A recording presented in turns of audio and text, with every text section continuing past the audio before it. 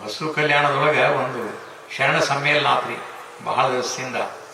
ಮುಖ್ಯ ಅತಿಥಿಗಳಾಗಿ ರಾಮವಿಲಾಸ್ ಪಾಸ್ವಾನ್ ಅವರು ಬಂದಿದ್ರು. ನಾವು ಆ ಸಮಾರಂಭದ ಅಧ್ಯಕ್ಷರಿದ್ದೀವಿ.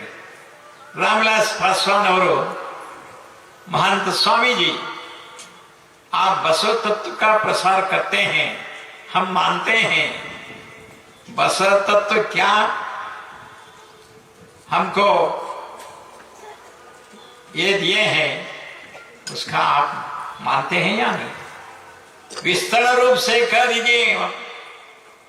हाँ, आप अपने मठ को एक दलित वटु को स्वामी बना दिए क्या नहीं? रामविलास पासवान जी, आप जो पूछ रहे हैं वो सत्य है, वो आदर्श है, हम मानते हैं। जरूर अच्छा वटु मिल जाए तो, दलित वटु मिल जाए तो हमको उस मठ को हम जरूर स्वामी बना देंगे। बड़ा खुशियागी महंत स्वामी जी, हमको बड़ा आनंद हो गया है। जरूर एक दलित वटु को अपने मठ को, नहीं तो ये शाखा मठों को स्वामी बना दीजिए।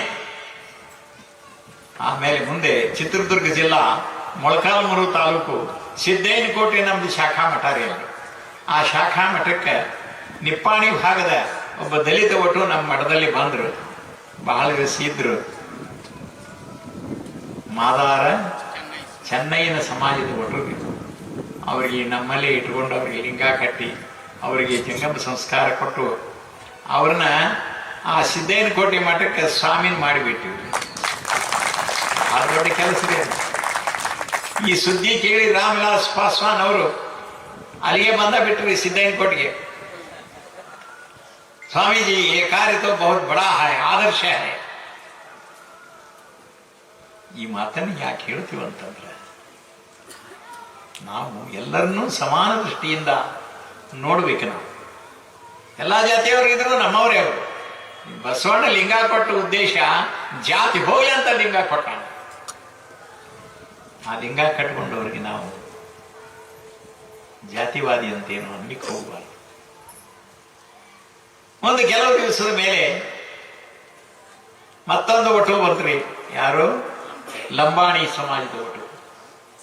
ಅದನ್ನು ಮಠದಲ್ಲಿ ಇಟ್ಕೊಂಡಿವು, ಲಿಂಗ ಕಟ್ಟಿದೆವು, ಜಂಗಮ ಸಂಸ್ಕಾರ ಮಾಡಿದೆವು.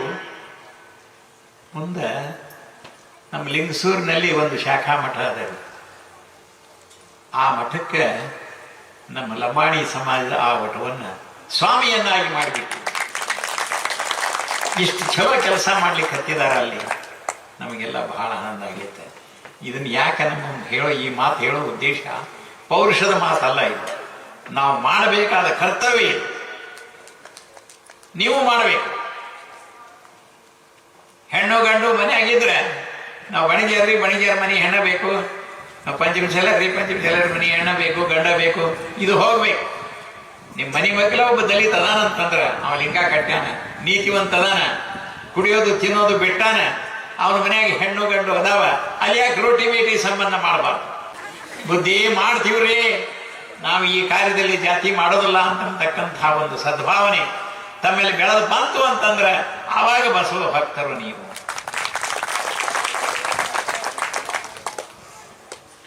ಈ ಅರ್ಥದಲ್ಲಿ ನಾವು ಎಚ್ಚರಾಗಬೇಕು.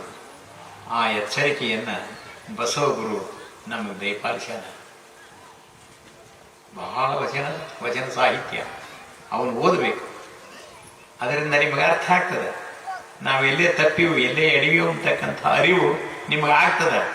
ಆ ಅರ್ಥದಲ್ಲಿ ನಮ್ಮ ಧರ್ಮ ಗ್ರಂಥ ವಚನ ಸಾಹಿತ್ಯವನ್ನು ಅಭ್ಯಾಸ ಮಾಡ್ರಿ, ಅಧ್ಯಯನ ಮಾಡ್ರಿ. ಅದರಿಂದ ನಿಮ್ಮ ಜನ್ಮ ಪಾವನ ಆಗ್ತದೆ.